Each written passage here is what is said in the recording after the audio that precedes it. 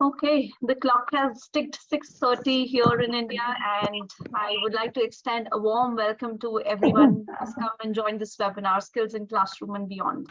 I'm Ruchira Banka, and I'm your host for the session today.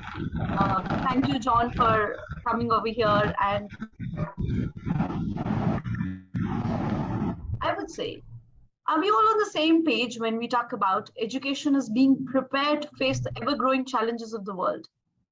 It is the skills that empower one to be future-ready global citizens. Are students on the right track to be able to face real-time situations? Is there some spark of skill set that you look forward to add to your students' education?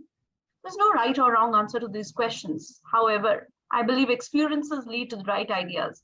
And here we are, I believe, the like-minded educators to share such ideas.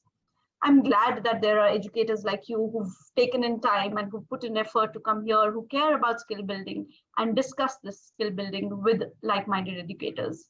And to begin with, I would like to thank Shimin Lee for providing us such a platform to discuss this. Let me introduce Shimin Lee to you. Shimin, it's a Japanese word that means citizen.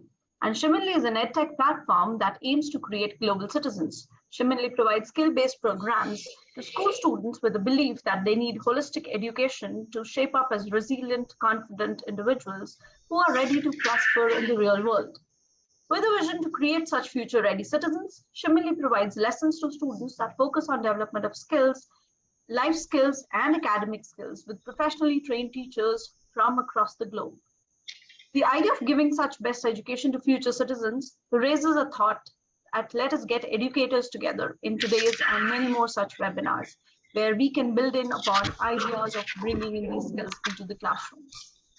And with this, I would want to introduce our speaker for the day with you, Mr. John Harvey. Mr. John Harvey is an experienced IB educator with over 13 years of experience in teaching subjects across the IB continuum, that is the PYP, MYP, and DP.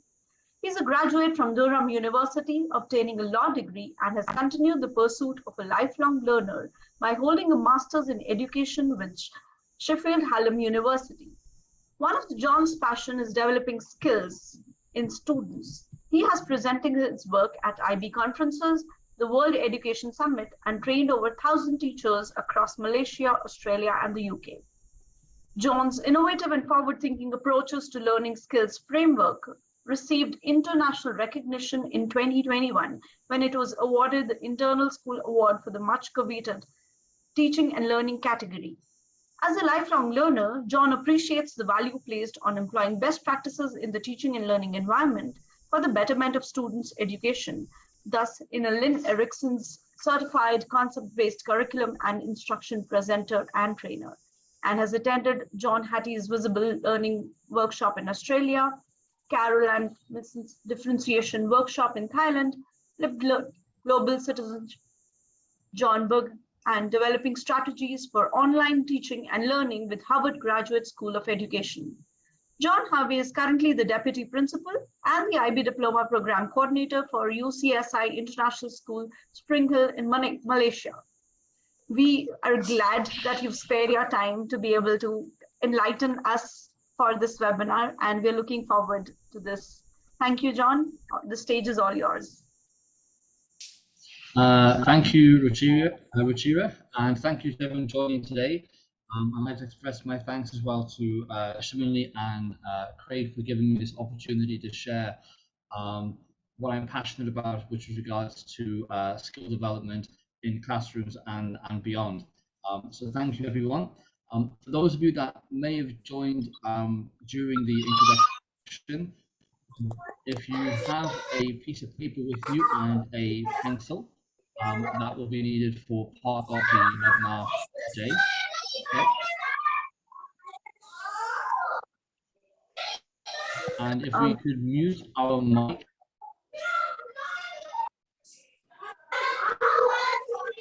As well, if that's okay, please.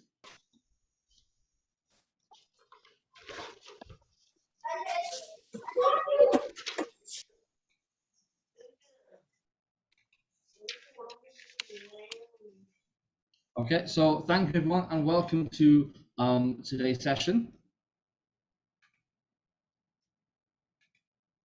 And the overview is I'm going to be sharing with everyone the importance of explicitly teaching skills to students through research-based models, and how we can provide opportunities for skill development across the whole community.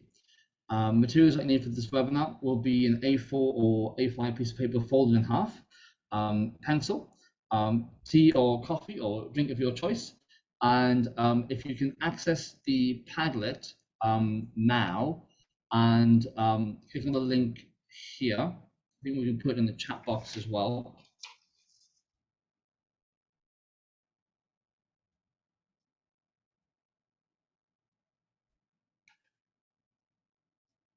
With me, just put that in the chat box.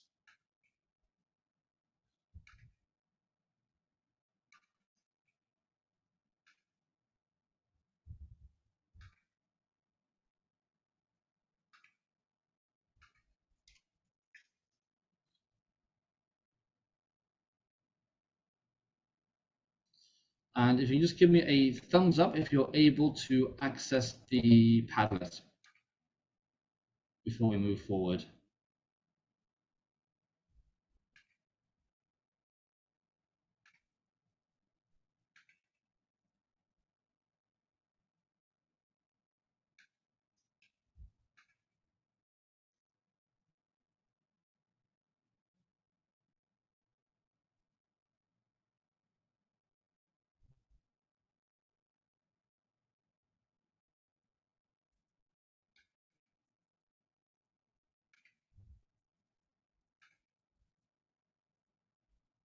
Okay, so we'll track back to the Padlet later in the session. What I want to share with everyone first is, you know, so looking at the importance of explicitly teaching skills through research-based models. Then I think we've got to appreciate that education in itself is facing and has been facing a challenge. And if education is facing a challenge, then we as educators are also not only having to face it as well, but we have a duty to respond and to rise to that challenge, because ultimately our students are the ones who will encounter and have to manage and deal with the consequence of the challenge. And the challenge is, you know, if we look at education, and we look at the purpose of education and how we educate our students, you know, I think we'd all agree that it's moved away from the sort of Aristotelian approach of questions and students learning through asking questions of one another and asking questions of what they see around themselves, to more of a focus on memorization, rote learning, and then completing exams at the end of a course or the end of a program. And the question is, you know, is this emphasis, is this focus preparing students for the world after school? And I'm sure we may sort of look at these two images here, and we may remind ourselves of how we were taught and how we were educated as students as well. And is that appropriate? Is that relevant for today's world and the world that our students are going to be walking into?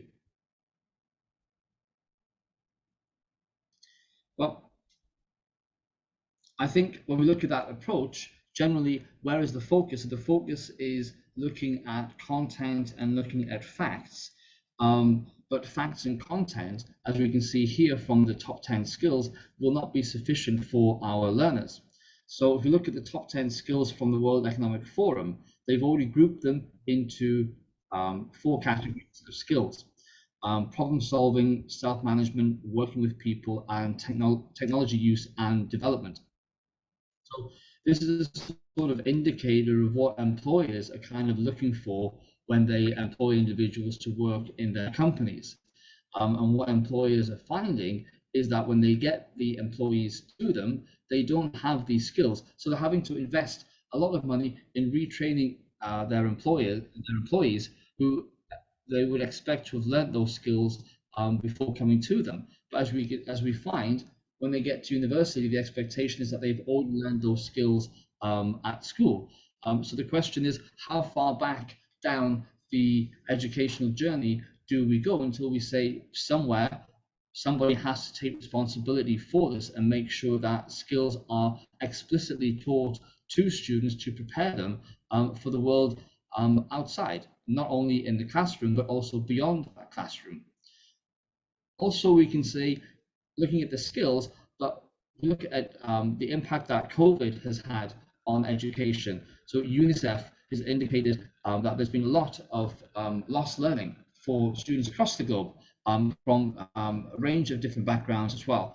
And what I've realized when we're looking at the literature regarding that is that a lot of it is focusing on the content that is being lost, that students are missing out on content and not necessarily on the skills that students have missed out on in those 2 years with online classroom and with online learning. And I think, again, what we're beginning to see when the students are coming back is that their social skills may not be as developed as we would expect somebody of that age pre-COVID to where they are now. Top 10 skills of 2025.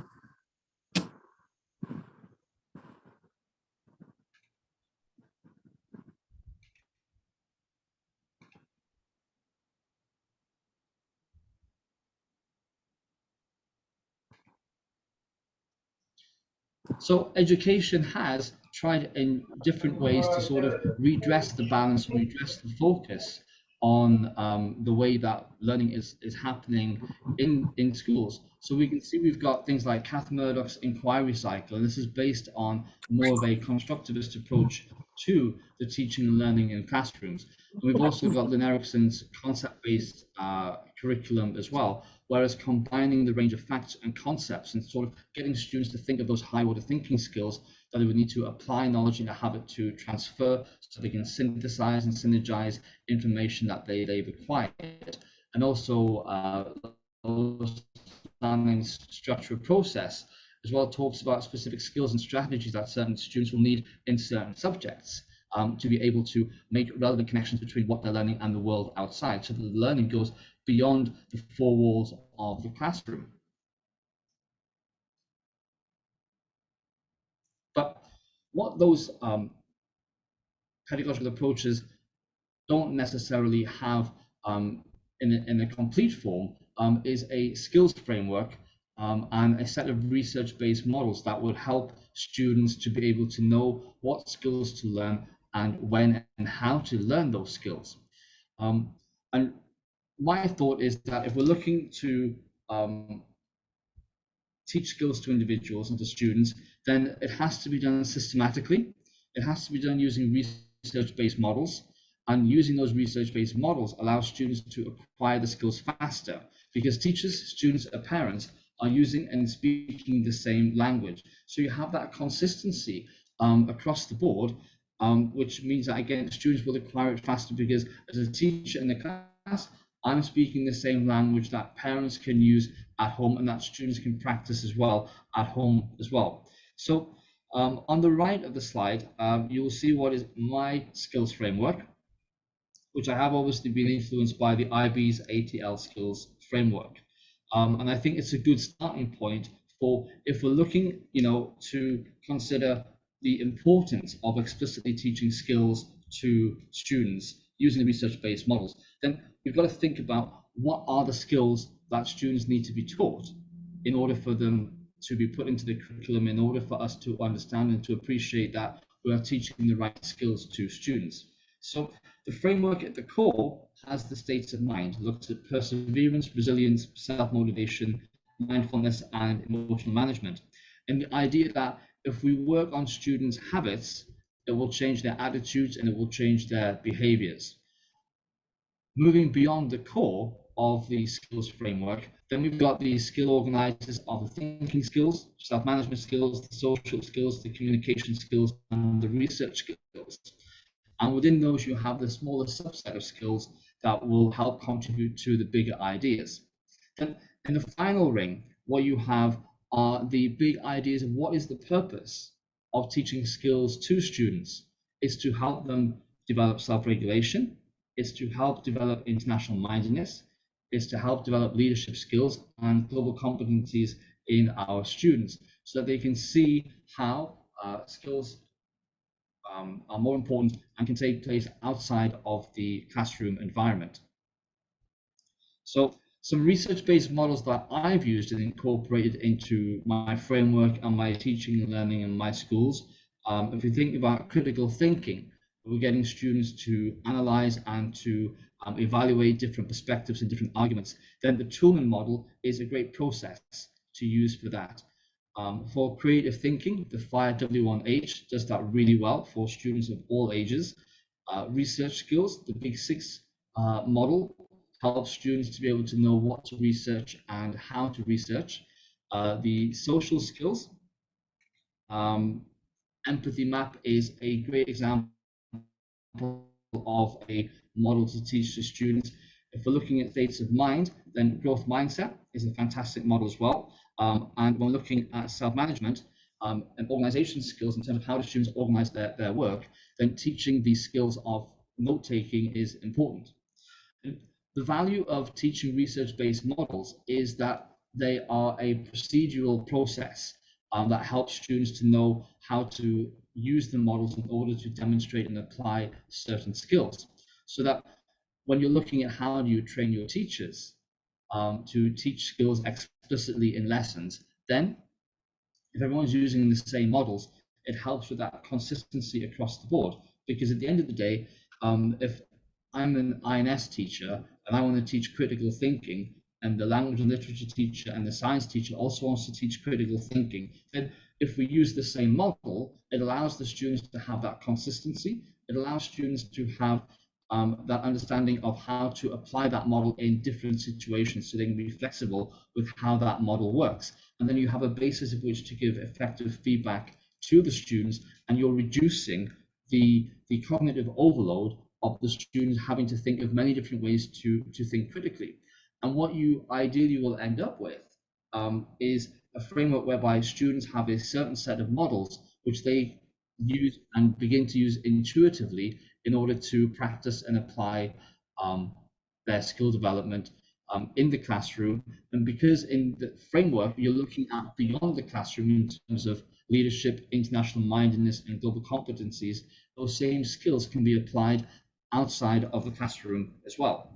But in order for the skills to be internalized by the students, they need to be explicitly taught in lessons that we have, which means when we're looking at the skills framework and how do we teach content, how do we connect that with concepts, then it's about making sure that we plan that out thoroughly across the grade levels to help support students.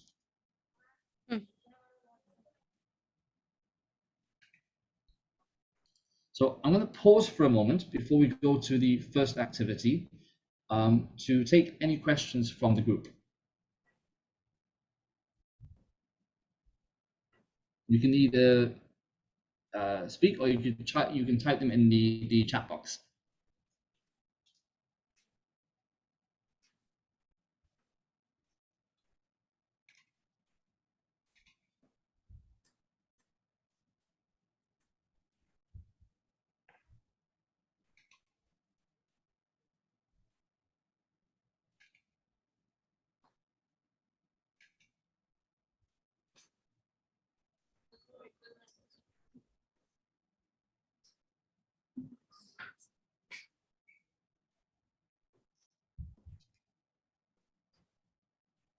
Okay, if no questions at this time, then that's good.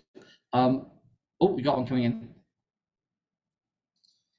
Great question from Nikhil. What is the importance of building cross-curricular linkages when we speak about skills? I think one of the important things would be is to make sure that there is consistency, okay, that there is clarity, that the skills are age appropriate for students, that you're able to modify them to suit a student in primary, that when they get to the secondary, they've already got that foundation so they can build on that and expand upon that. And then when they get to either A levels or DP, then they can build on that further. So if you've got that curriculum framework of this is the skill and expectation that we'd have at this age, this is the skill and expectation at a certain age and how that expands, then that would help with that process.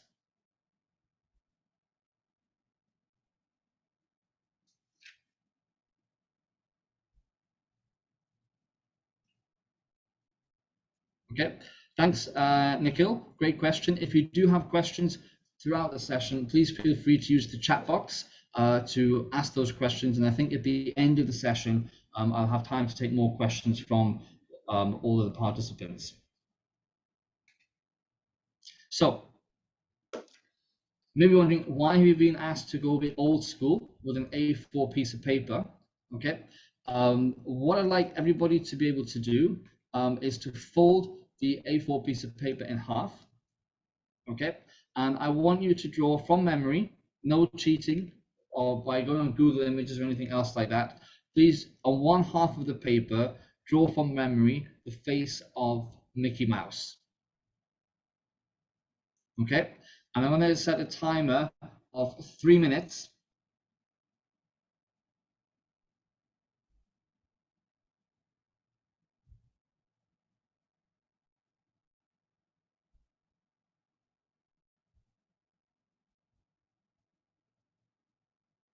Okay, so you've got 3 minutes to draw from memory the face of Mickey Mouse.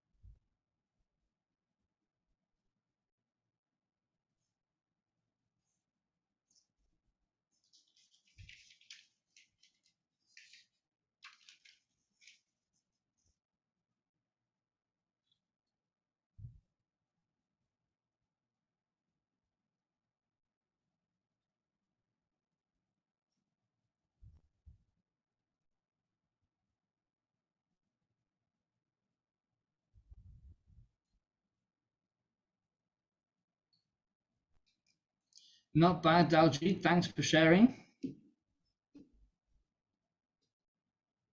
Rest of you got 1 more minute, 1 minute 30 seconds.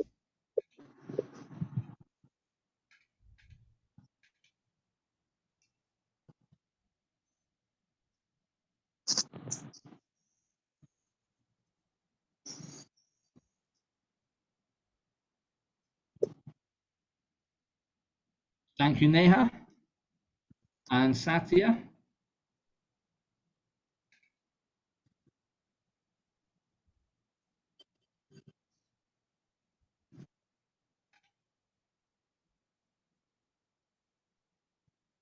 Thank you, Genevieve.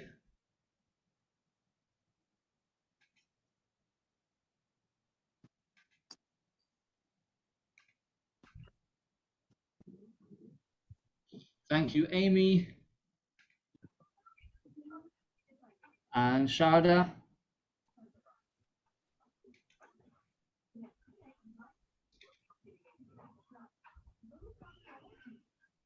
Right, we've got 30 seconds left.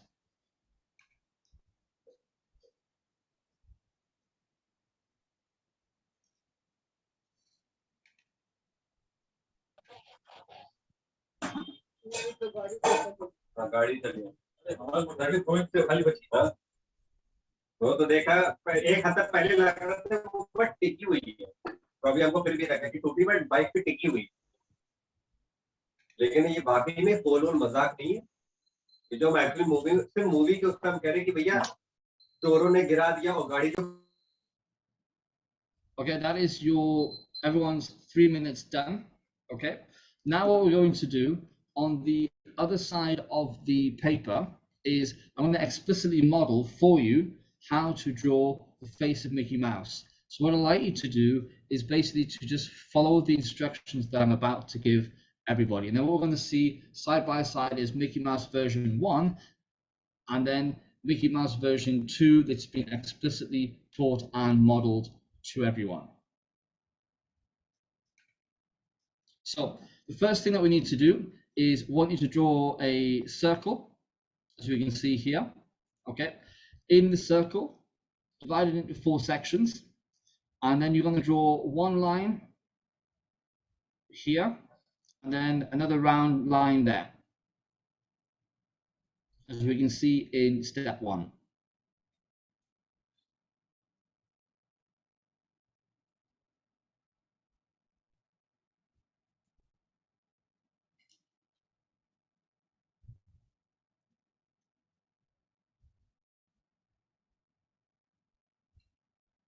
Okay, we're going to move on to step 2, and we're going to draw the eyes and the top part just above the nose.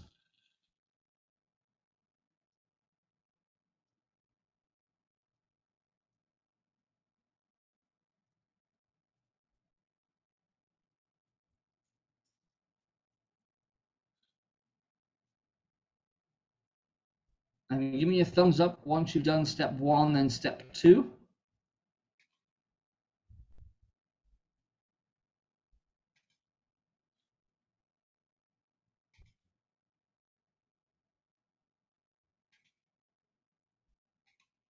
Okay, awesome. Now we're going to move on to step 3, which is drawing the mask.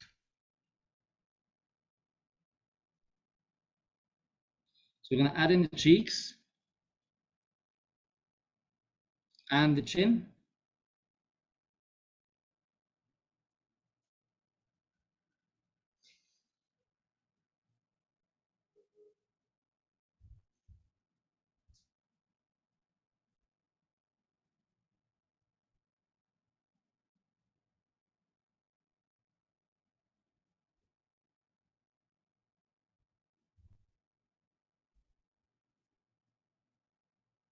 And then once we've done step 3, we're going to add in the nose in step 4 and put in the mouth, smiling mouth, and the tongue of Mickey Mouse. And that's our step 4.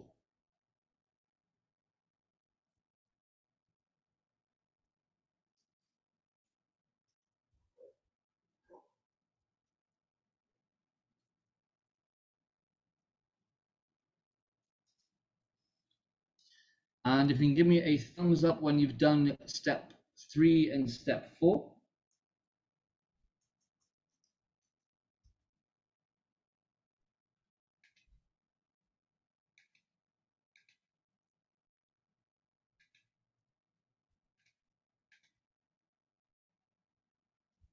And then finally, step 5, we're going to add in the ears and the sort of the M shape around the eyes. And the M shape will connect to the cheeks that we've drawn in step 3. So draw the 2 ears and then the M shape at the top of the head, and they will connect to the cheeks that we drew in step 3.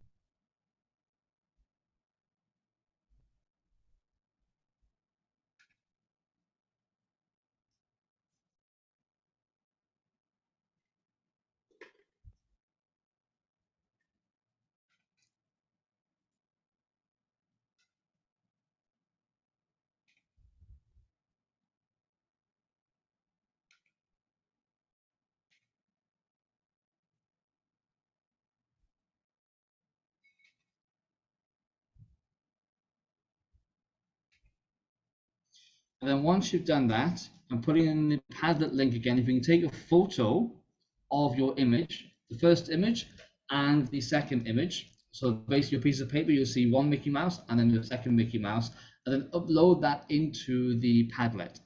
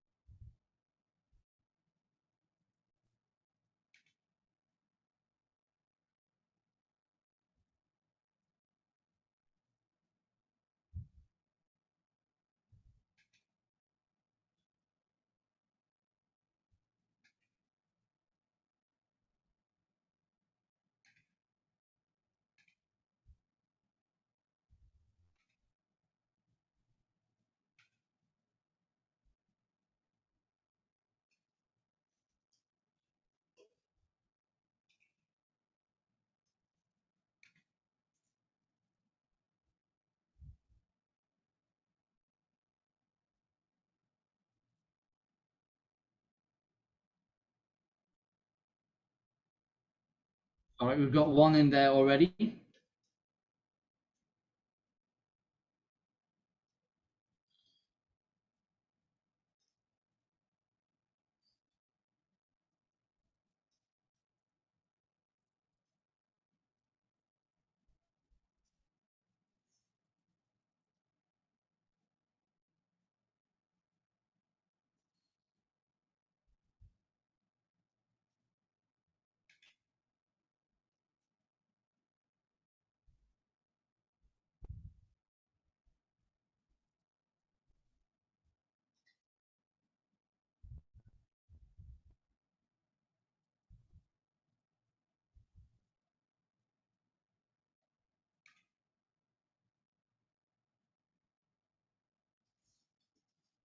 I'll give you a couple of minutes to put that in there.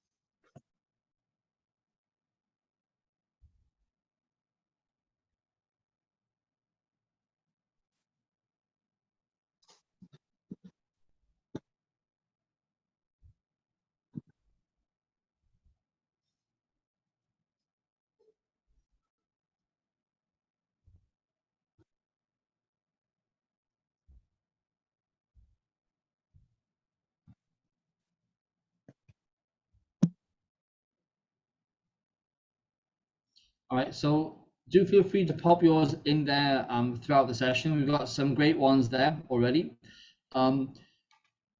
So how does this link to what we've been talking about? Because that's why we're all here.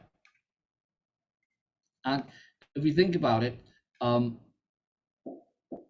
it can be challenging to teach skills to students. It can be challenging to train teachers as well to teach skills to their students as well, and also informing parents about how we're teaching skills to their children.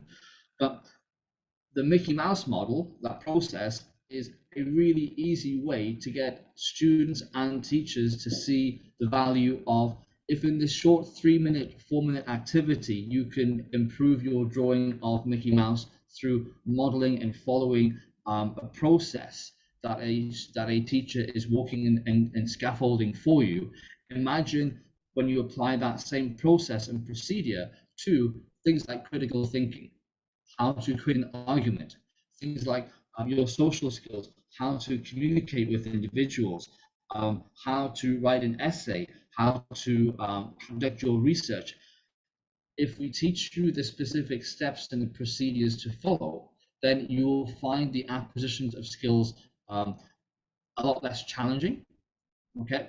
And you'll be able to apply them in various different situations more readily than you may have done so before, because you're sharing the same consistent language across either school programs, whether it's the primary, secondary, and high level, or even within subjects as well, and teachers that you're using and that you're teaching the subjects about. Okay, so when we're looking at the importance of explicitly teaching skills through research-based models, the first thing you want to do is to make sure that you have your skills framework, and then know what are the particular sub-skills that you want to teach to the students, and then think about how are you going to select those models that allow the skills to be taught consistently using different subjects, so that different subjects can use the same models. That makes it a lot easier for students as well, and also for teachers, especially when we're thinking about teacher training and the time that we have to train our teachers as well. So please feel free to jot down any more questions that you may have. Lata, I'll answer your question at the end. Okay, I see that in the chat. Please feel free to drop any further questions that you may have. And thanks for sharing with us your art skills. So when we're moving on to the second part of today's session, which is providing opportunities for skill development across the whole community, then what I've done is I've created a sort of visual organizer, if you will. When we look at the community, for me, we think about the local community, the national community, and the global community, and then what are the connections and the relationships between all three of them. Because sometimes we may start from a local point of view, a local issue, or a local community. We could start at the national, or we could start at the global community. I think what I find is helpful in all of those three is that when we're looking at the self, we're looking at our students, okay? And what are the opportunities for our students to think about their own sense and their own presence in place within the local, the national, and the global community, because that in a sense can also help the students explore ways to practice the skills within their community. So if you're from an IB school, whether that's primary, whether that's PYP, whether that's MYP or DP, you've got things like action, service in action, and CAS. And those activities can work on a local, a national, or a global perspective. And those can help students to develop a range of skills, like I say, their communication skills, their critical thinking skills, their creative thinking skills to either solve a problem or to create a product, like they can in their projects and things like that. We're focusing on the local community. You can think of things like, you know, what can they do in their classroom? What opportunities are there in their school? How can we connect with parents? The parents own or run businesses or have particular expertise in certain job fields, whereby inviting the parents in as guest speakers or expert speakers would help students to start having that discussion about particular skills that they may need or that they may lack, and how those can be enhanced and developed. Again, looking at local businesses in the area, how could those be incorporated into the school curriculum and have them invited in to speak with students and really have a focus on skill development and how can students contribute, and if they want to contribute, as part of that contribution, what skills do they think they're going to be focusing on and developing? And then once you've got that from a local point of view, then they can extend that as they get older into the national and also the global, in terms of looking at their own country, looking at national competitions. So things like Model United Nations would be an example whereby that's an opportunity for them to develop their communication skills, for them to develop their organization skills and their thinking skills and their research skills. Contacting and communicating with different NGOs for any activities or service learning that they may wish to do. All of those is kind of, if you're going to do that, let's think about what skills could students be actually learning and actually practicing. Because sometimes for these activities, students may not realize that they're actually either using skills or that they can actually apply different skills to have a different outcome to the opportunity that they've decided to engage with in their local, national, or their global community. And when you're looking at the global activities, you could look at global competitions, such as things like World Scholars Cup, would be an example whereby students again would build on the skills that they would have learned from, say, Model United Nations, and they can apply them in a different setting and in a more challenging setting as well, so they can see how the skills can be modified to suit the opportunity that they've decided to engage with.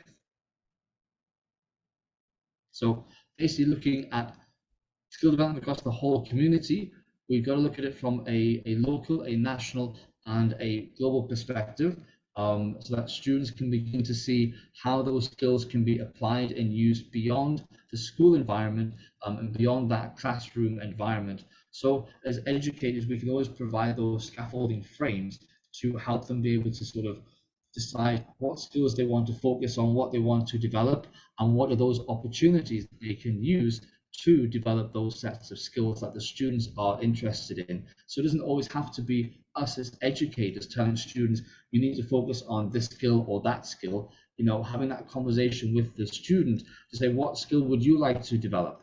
And then again, you're going to have better buy-in from the students for that, because they've been able to have their voice and agency in that process as well.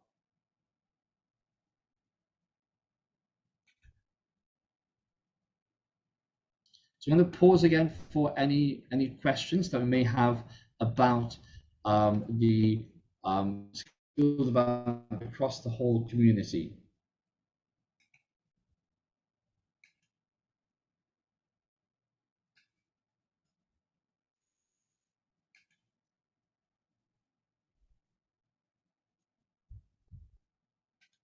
Okay, if no questions, what I'd like you to do is in the Padlet, we've got the three headers: local, national, and global.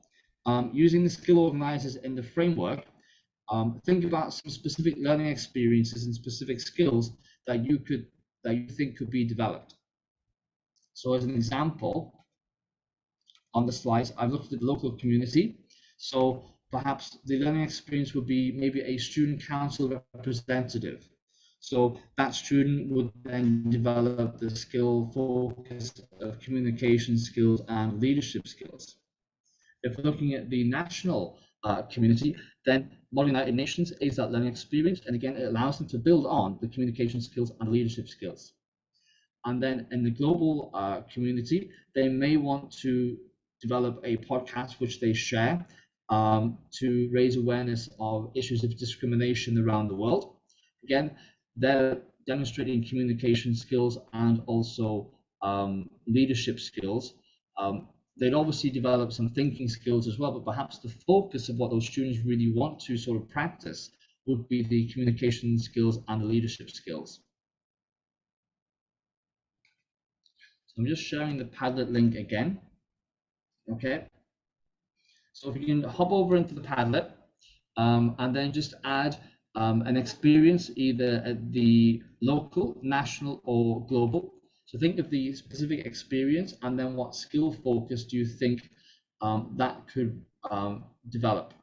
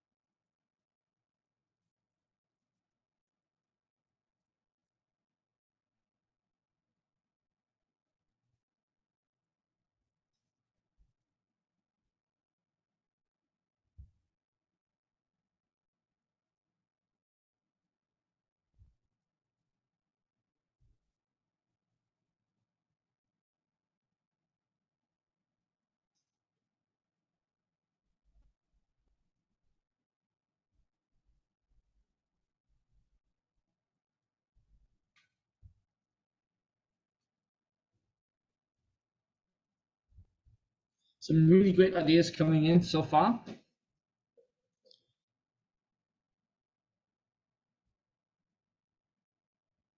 The debate club would be great, especially if this is something that's even student-led. It doesn't have to be by a teacher. I know in my school we've got my DP2 student is leading the debate club for their co-curricular activities as well. So while the participants probably developing their thinking skills and communication skills, that student is also developing their leadership skills as well. So debate clubs are always a great starting point as well. Planning a carnival, that's a cool idea. Organization skills, communication skills, definitely. I also get to see that end product within that time period as well. Cleaning bodies of water of the city in a particular time limit, yep, that would work well, and I think link well with maybe either a biology or a geography or a individuals and societies type unit as well. Project-based learning, yep, hit the nail on the head. Project-based learning will really help students develop a whole range of skills. But what we've got to do in sort of the planning is to have a certain particular focus that we can then measure the students in terms of giving feedback after that process has been done. Loving the Young Economic Summit in Germany. That sounds really cool. Again, yes, definitely developing leadership skills and communication skills.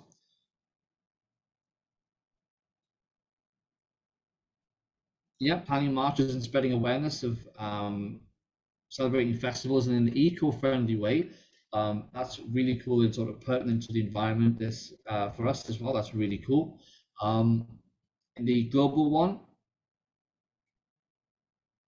oh, I love that. Skyping with a scientist and connecting with scientists around the world, developing their research skills and collaboration skills. That really shows the sort of what they're doing in the classroom, how that extends outside of the classroom as well. That's that's a fantastic learning experience for the students and an opportunity to develop those skills and make and speak with experts around the world. I think that's a wonderful idea as well.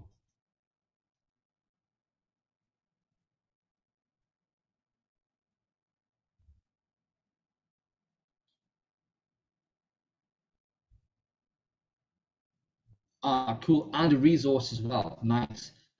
Thank you, Genevieve, for sharing that. Cyber scientist, nice.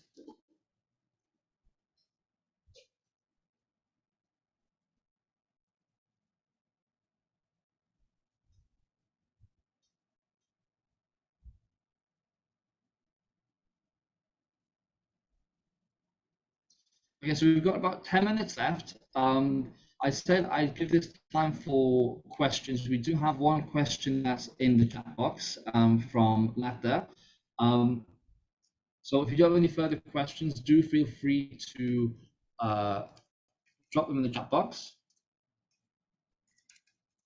I'm also dropping in my email as well. You can ask me afterwards as well. So Lata's question is, how do we use soft skills for communication during class hours? And how can the teacher use them within a limited time frame in a class with a class size of 35? I do get that teaching a large number of students would be challenging in that sense.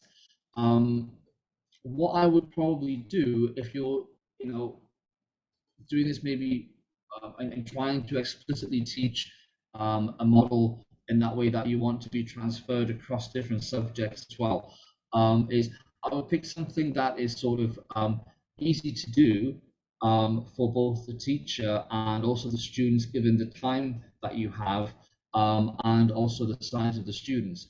So if we're looking at, say, a communication skill, then a model that springs to mind would be, say, maybe training the students how to do an elevator pitch, and then build that elevator pitch into the assessment of the students so that they see the relevance and they see the importance of it. So they're going to be focused on knowing how to apply that elevator pitch in their learning. An elevator pitch is meant to be about 3 minutes or something like that. So that would allow the students the time to sort of maybe have a peer review. They do some group activities where they give feedback on their small groups sharing of their own elevator pitch. So in the lesson, you sort of begin by explaining what is an elevator pitch. Give an example of what an elevator pitch would look like from maybe TED.com or any YouTube video where people are doing an elevator pitch, like a Dragon's Den type thing or Shark Tank type thing, and then get the students to practice that lesson, and then maybe at the end of the week, perhaps they've got an activity where they have to then plan something as part of an elevator pitch. And the process is looking at the skills, how can that be embedded into the lesson, and then looking at how that can also be connected to a assessment, either assessment of or assessment as learning for the students, so you can see them how they apply that skill, and then you can give them some feedback on how well they have applied that skill. And then once you've got those models lined up in your curriculum, then you can use them again and again throughout the year and throughout the grade levels as well.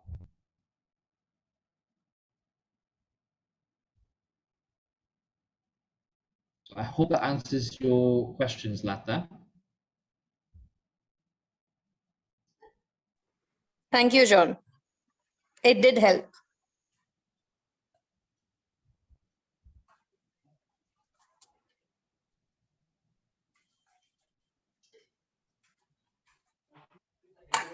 Okay, Genevieve, great question.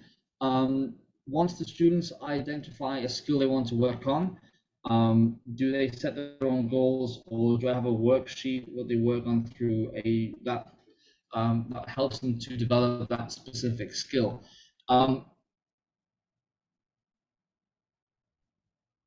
think what I do in those situations that I have done is I'll have the leadership skills framework, and based on that skills framework, then I would suggest to the students which skills would they want to actually work on based on what is the activity. So, for example, if they're the president of student council, okay, then I would recommend them maybe looking at something like, say, situational leadership as a model, and reading up on situational leadership, and then when they're applying and giving out projects for the rest of the student council to sort of work on, then getting them to sort of refer back to that model to see how much support does the student president need to give them to ensure that the other student council members are able to complete that task properly.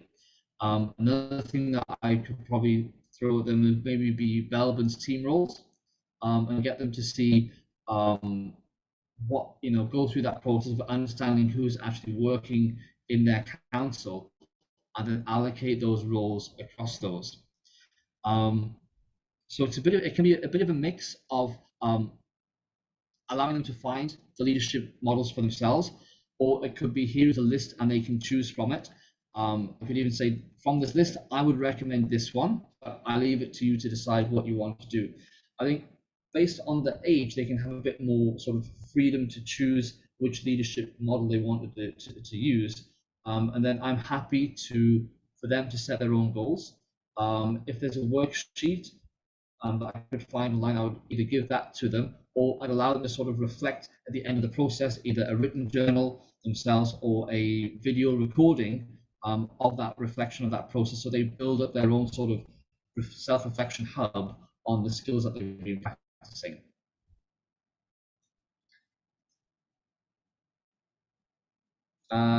Nikhil, how do we measure these skills objectively? How do we keep track of progress? I would say it depends where you are as a school with regards to skills. I think first off, you would need to sort of do an audit internally of the skills. How are skills currently being taught in your school? What framework is being used, and how is that framework being used? Are there any gaps? Okay.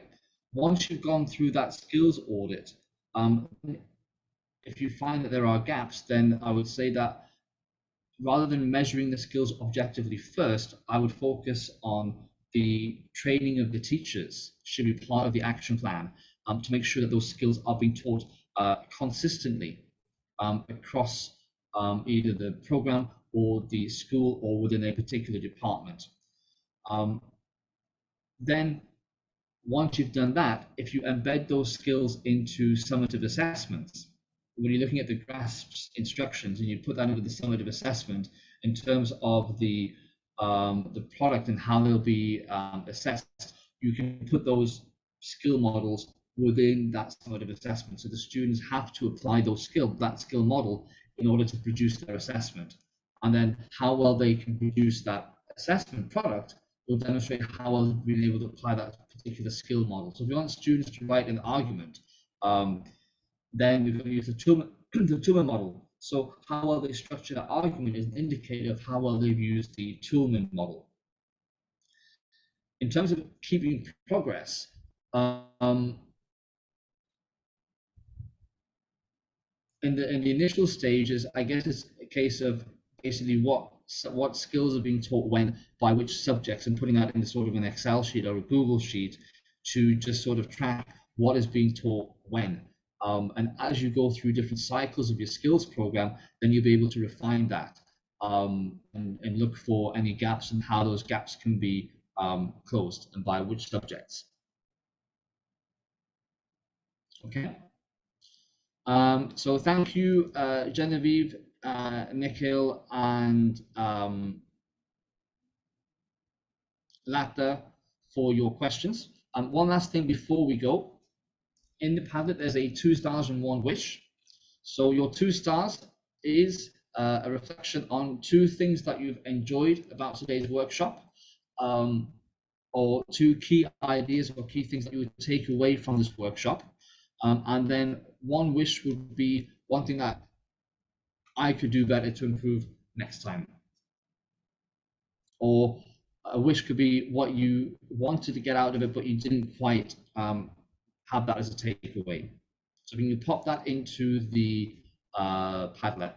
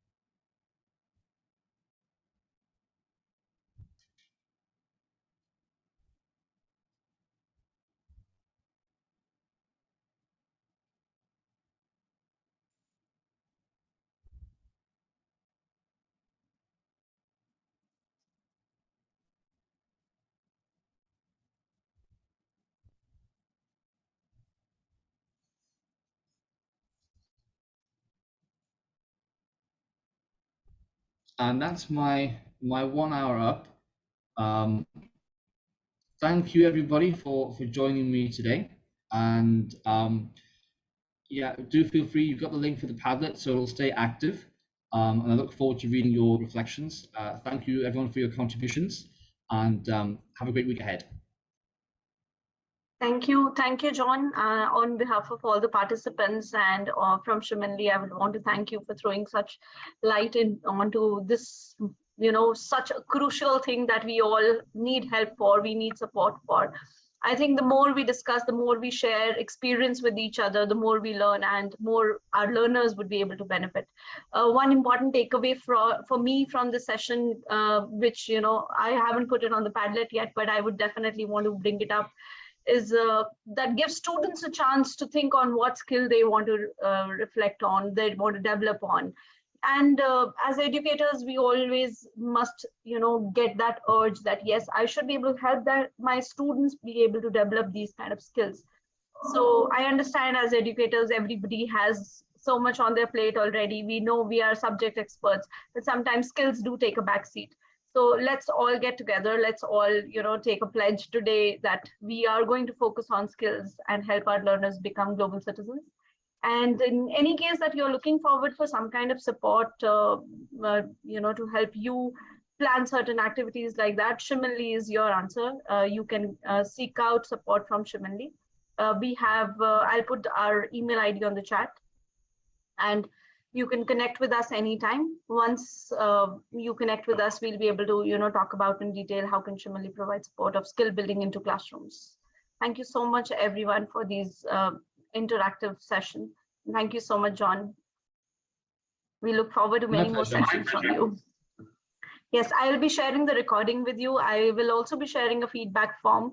We would love to hear from all of you. What are the other kind of sessions that you're looking forward to, and arrange the sessions accordingly. So please wait for my email into your registered email ID inbox. Thank you so much. Have a great evening ahead. Thank you.